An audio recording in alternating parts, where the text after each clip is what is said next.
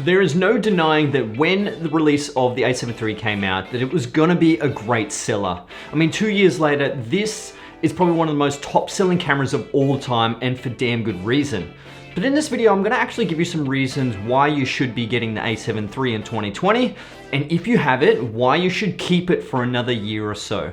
But let's address the elephant in the room. Yes, I know what you're thinking.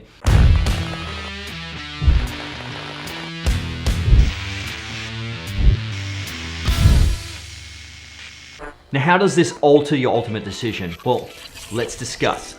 If you already have the A7 III, then you already know this is an incredible camera. When this camera was announced, everyone had to get it. The Sony A7 III is a full frame, 24 megapixel CMOS sensor, and is capable of recording up to 4K at 30 frames per second with buttery smooth 120 frames at 1080. There were literally thousands of people switching from other camera companies just to get their hands on one, myself included. I made the full switch from my trusty Nikon D750, where photography was my main game, and I wanted to pursue a little bit more videography, and autofocus wasn't great, and codec and only 1080. We won't go into that, but if I had to make the decision once again at this point in time, I wouldn't change a thing. It has been the best camera purchase for my needs at this point in time. Although at the time of this video, so recording this video, the EOS R5, it hasn't been released yet, but people have seen it in person behind glass at this point in time, but it hasn't been fully released. It is reported to have 8K video. We still don't know how it's gonna be 8K video, if it's gonna be time lapse or slower frame rates, who knows. 4K at 120 or 60 frames per second. It's supposed to have IBIS, so a Canon camera with IBIS.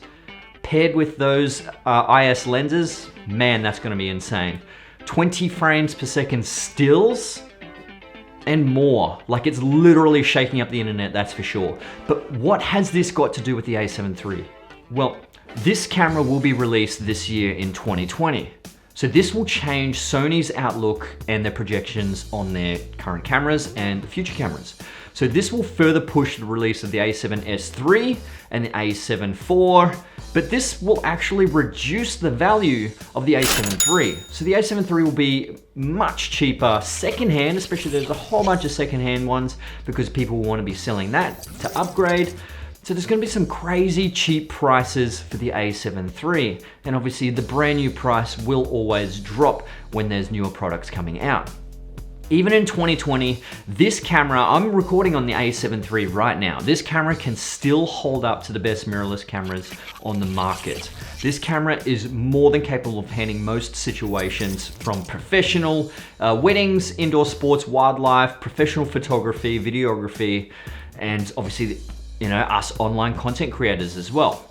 But Sony has the technology where it has a 6K sensor, downsamples it to 4K, which gives you a much clearer image when in video, and you're also able to use the crop mode, which gives you a further 1.5 crop, which gives you that little bit more reach onto your lenses with little to no quality loss in video. I've used that so much. It's so handy just to get that little bit extra range. I mean, I've shot countless professional videos and weddings with the A7 III and stunning results. I've also taken it to multiple trips, shot in some incredible locations, and the brilliant thing with the video is that Sony has now comparable to the best autofocus system around, if not the best. Like, it is super sharp, tack sharp, it's always on point. I absolutely love it. Although there has been many instances where you might actually choose manual focus for that full control of your focus, but nonetheless, the results have been astonishing. Now, what are the cons of the A7 III? Of course, there's always cons to cameras. Like, there isn't one perfect camera. Will it hold up to current technology in 2020? Well, of course, yeah, it's great. So this camera does lack a few things. Now, we hope to see it fixed with the A7 IV and the A7S III. The back screen is probably the worst thing that I've had to deal with. It only has a 922K dot resolution, whereas the EOS R has an incredible 2100K dot resolution. So it's pretty much twice the resolution at the back. Not to mention the full touchscreen capabilities that EOS R has. Whereas the A7 III, it's only touch the focus.